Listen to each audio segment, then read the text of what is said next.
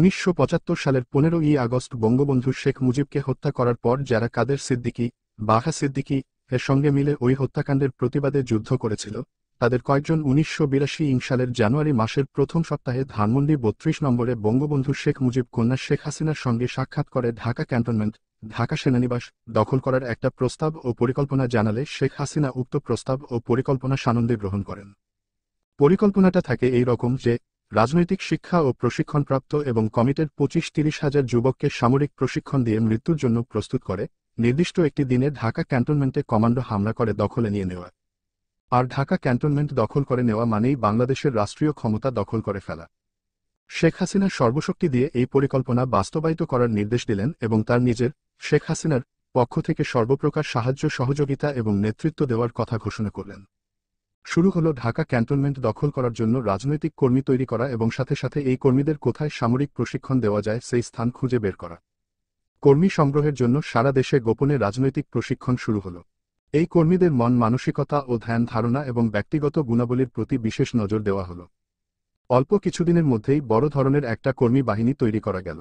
এই কর্মী বাহিনীর মধ্যে থেকে রাজনৈতিক শিক্ষা দিয়ে বাছাই করে একটা ব্যাচ তৈরি করা হলো সামরিক শিক্ষার জন্য, অর্থাৎ মিলিটারি আর্মি ট্রেনিংয়ের জন্য প্রথম ব্যাচ তৈরি করা হলো। কিন্তু সমস্যা হলো সামরিক শিক্ষা দেওয়ার জায়গা এবং অস্ত্র কোথায় পাওয়া যাবে। রাজনৈতিক শিক্ষা দেওয়া যত সহজ, সামরিক প্রশিক্ষণ দেওয়া অত সহজ নয়। সামরিক প্রশিক্ষণ দিতে হলে প্রথমেই প্রয়োজন একটা নিরাপদ, মুক্ত এলাকা, যে এলাকায় প্রশিক্ষণার্থীরা নিরাপদে অস্ত্র চালনার মাধ্যমে অস্ত্র শিক্ষা গ্রহণ করবে।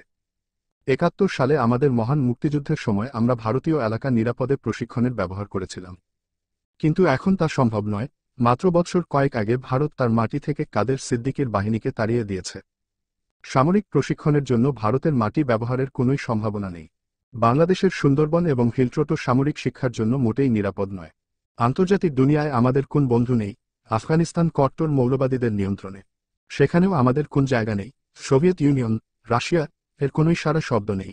এমতাবস্থায় চিন্তা করতে করতে লেবানন এবং পিএলও, প্যালেস্টাইন লিবারেশন অর্গানাইজেশন এর কথা বিবেচনায় এসে গেল। গোপন যোগাযোগ করা হলো পিএলও ঢাকাস্থ প্রতিনিধি আহমেদ এ রাজেকের সাথে।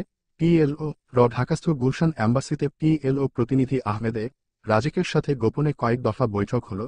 আহমেদে রাজেককে খোলাখুলি বলা হলো, আমরা সামরিক প্রশিক্ষণ চাই, বিনিময়ে তোমরা যা চাও আমরা দেব। আহমেদে রাজেক মাসখানেক সময় চাইল। মাসখানেক পর আহমেদ এ রাজেকের সাথে আবার বৈঠক হলো। বৈঠকের সিদ্ধান্ত হলো পিএলও আমাদেরকে লেবাননের মাটিতে সামরিক প্রশিক্ষণ দিয়ে দেবে, বিনিময়ে আমাদেরকে পিএলওর পক্ষে ইসরায়েলিদের বিরুদ্ধে যুদ্ধ করতে হবে। আমরা রাজি হলাম। আমাদের প্রথম ব্যাচ লেবাননে গেলে তাদের প্রশিক্ষণ দিয়ে ইসরায়েলের বিপক্ষে পিএলও পক্ষে যুদ্ধ করার জন্য সরাসরি রণাঙ্গনে পাঠিয়ে দেওয়া হবে। প্রথম ব্যাচ যুদ্ধ করতে থাকবে, দ্বিতীয় ব্যাচ লেবানন যাবে। দ্বিতীয় ব্যাচের প্রশিক্ষণ শেষে রণাঙ্গনে গিয়ে যুদ্ধ করতে শুরু করলে প্রথম ব্যাচ বাংলাদেশ ফেরত দেবে, অর্থাৎ আমাদের একটা ব্যাচকে সব সময়ই পিএলও হয়ে যুদ্ধ করতে হবে। আমাদের বিমানে করে লেবাননে নিয়ে যাওয়া এবং ঢাকায় নিয়ে আসার ব্যয় পিএলও বহন করবে। আমাদের যারা যুদ্ধ করবে তাদের পিএলও বেতন দেবে। সময়ে সময়ে সকল বিষয়ে বঙ্গবন্ধু শেখ মুজিব কন্যা জননেত্রী শেখ হাসিনাকে জানানো হলো। এদিকে আওয়ামী লীগ সভানেত্রী বঙ্গবন্ধু কন্যা শেখ হাসিনা সেনাবাহিনী প্রধান জেনারেল এইচ.এম. এরশাদকে রাষ্ট্রীয় ক্ষমতা দখলের পূর্ণাঙ্গ আমন্ত্রণ জানাতে থাকেন। জননেত্রী শেখ হাসিনা জনগণের পক্ষ থেকে জেনারেল এরশাদকে ক্ষমতা দখলের ব্যাপারে সর্বপ্রকার সাহায্য সহযোগিতার আশ্বাস দিতে থাকেন। নির্বাচিত রাষ্ট্রপতি ও সরকার উৎখাত করে সামরিক বাহিনীর রাষ্ট্রীয় ক্ষমতা দখল করার ব্যাপারে জেনারেল এরশাদ এবং বঙ্গবন্ধু কন্যা শেখ হাসিনার ৪-৫ দফা গোপন বৈঠক অনুষ্ঠিত হয়।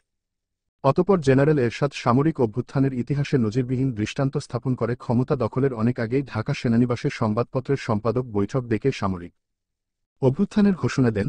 ৮২ সালের মার্চের ২৪ তারিখ জেনারেল এরশাদ বিনা বাধায় বিনা বাক্যে জনগণ কর্তৃক নির্বাচিত রাষ্ট্রপতি বিচারপতি আব্দুস সাত্তারকে রাষ্ট্রপতি ভবন বঙ্গভবন থেকে গলা ধাক্কা দিয়ে বের করে দেন এবং পরের দিন আবার কলার ধরে নিয়ে এসে রেডিও টেলিভিশনে নিজের অযোগ্যতা ও তার সরকারের দুর্নীতি স্বজনপ্রীতি ইত্যাদি কারণে স্বেচ্ছায় সেনাবাহিনী প্রধান এরশাদের নিকট ক্ষমতা হস্তান্তর করে তিনি, রাষ্ট্রপতি সাত্তার, বিদায় নিলেন এ মর্মে ভাষণ দিতে বাধ্য করে।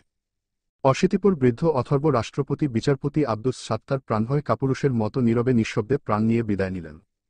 সেনাবাহিনী প্রধান লে.জে.হ মোহাম্মদ এরশাদ দেশের সামরিক আইন জারি করলেন এবং তিনি স্বয়ং হলেন প্রধান সামরিক আইন প্রশাসক ও বিচারপতি এএফএম আহসানুল্লাহ চৌধুরীকে করলেন ক্ষমতাবিহীন নামমাত্র রাষ্ট্রপতি। শেখ হাসিনার গোপন আমন্ত্রণে ও সহযোগিতায় জেনারেল এরশাদ সর্বময় ক্ষমতার মালিক হয়ে জগদ্দল পাথরের ন্যায় জনগণের বুকে চেপে বসল। বছর না ঘুরতেই প্রধান সামরিক আইন প্রশাসক জেনারেল এরশাদ আর বঙ্গবন্ধু কন্যা জননেত্রী শেখ হাসিনার গোপন আতাতের মাঝে গোপন বিরোধ সৃষ্টি হল 1983 সালের জানুয়ারির শেষ সপ্তাহে শেখ হাসিনার স্বামী ডক্টর ওয়াজেদ আলী মিয়ার মহাখালীস্থ আণবিক শক্তি কমিশনের সরকারি বাসভবনে শেখ হাসিনা বলেন, যে এরশাদ হাতের মুঠোয় আর থাকতে চাচ্ছে না। আমার হাতের মুঠো থেকে খাটাসটা ক্রমশ বেরিয়ে যাচ্ছে। ওকে হাতের মুঠোয় পোক্ত করে আটকে রাখা দরকার।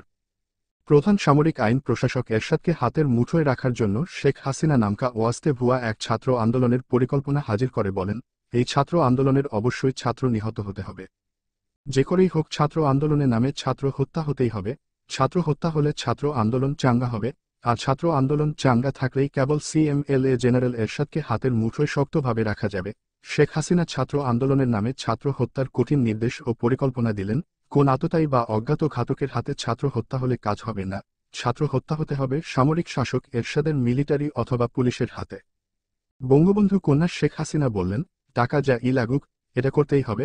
কিভাবে এই পরিকল্পনা বাস্তবায়িত করা যায় সবাই এ নিয়ে খুব ব্যস্ত ও চিন্তিত। যোগাযোগ হল প্যারামিলিটারি ট্রুপস আর্মড পুলিশের company commander senior SP Hafizur Rahman লস্করের সঙ্গে। এই হাফিজুর রহমান লস্কর পুলিশের অফিসার হয়েও দীর্ঘদিন যাবৎ এনএসআই, ন্যাশনাল সিকিউরিটি ইন্টেলিজেন্স বা রাষ্ট্রীয় নিরাপত্তা গোয়েন্দা এর ডেপুটি ডাইরেক্টর পদে ঘাপটি মেরে বসেছিলেন। এরশাদ ক্ষমতায় এসেই হাফিজুর রহমান লস্করকে এই বলে এনএসআই থেকে চেটিয়ে বিদায় করেছেন যে, তুমি পুলিশের লোক হয়ে এখানে কি কর, যাও পুলিশের পোশাক পরে রাস্তায় চোর ধর। বলেই এনএসআই এর ডেপুটি ডাইরেক্টরের পদ থেকে হাফিজুর রহমান লস্করকে সোজা আর্মড পুলিশের তৎকালীন হেডকোয়ার্টার 14 নং কোম্পানি কমান্ডার পদে বদলি করে পাঠিয়ে দেয়। এই কারণে আর্মড পুলিশের কোম্পানি কমান্ডার, পুলিশের senior SP Hafizur Rahman Laskar general Ershad ও তার সামরিক শাসনের বিরুদ্ধে খুবই চোটা ও বৈরী ছিলেন। এর উপর ছিল নগদ অর্থের টোপ। এরশাদের প্রতি ভয়ানক ক্ষেপা ও বিরাগভাজন এবং নগদ অর্থের টোপ অয় মিলে ছাত্র আন্দোলনের নামে ছাত্র হত্যার প্রস্তাব আসা মাত্র সঙ্গে সঙ্গে হাফিজুর রহমান লস্কর প্রস্তাব গ্রহণ করলেন।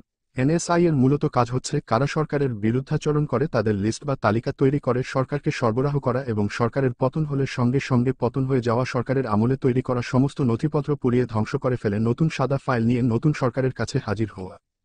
30 মে 81 প্রেসিডেন্ট জিয়াউর রহমান নিহত হলে এনএসআই এর কর্মকর্তাগণ জিয়া বা বিএনপি সরকারের আমলে তৈরি করা সমস্ত নথিপত্র পুড়িয়ে ফেলতে যায়। কিন্তু যে মুহূর্তে নথিপত্রে অগ্নিসংযোগ করতে যাবে ঠিক সেই মুহূর্তে উপরাষ্ট্রপতি বিচারপতি সাত্তার অস্থায়ী রাষ্ট্রপতি পদে অধিষ্ঠিত হন। অর্থাৎ বিএনপি সরকারই টিকে যায়। ফলে এনএসআই কর্মকর্তাগণ নথিপত্র পুড়িয়ে না ফেলে আবার তা সংগ্রহশালায় যত্ন করে তুলে রাখেন। উপরাষ্ট্রপতি সাত্তার অস্থায়ী রাষ্ট্রপতি হলেও মূলত ক্ষমতা চলে যায় সেনাবাহিনী প্রধান হোসেন মোহাম্মদ এরশাদের হাতে। সেই সুবাদে জেনারেল এরশাদ বিচারপতি সাত্তারকে অস্থায়ী রাষ্ট্রপতি পদ রেখে এনএসআই নথিপত্রগুলো খুঁটিয়ে খুঁটিয়ে দেখে এনএসআই এর নথিপত্রে জিয়াউর রহমান বা বিএনপি সরকারের বিরুদ্ধাচরণকারীদের তালিকায় জেনারেল এরশাদের নামও ছিল। ফলে জেনারেল এরশাদ ক্ষমতায় এসে প্রথমেই এনএসআই থেকে হাফিজুর রহমান লস্করকে চেটিয়ে বিদায় করে। আর সেই কারণেই এবং নগদ অর্থের বিনিময়ে হাফিজুর রহমান লস্কর জেনারেল এরশাদ ও তার সামরিক শাসনের পতনের যে কোন প্রস্তাব বা প্রক্রিয়ায় সামিল হন।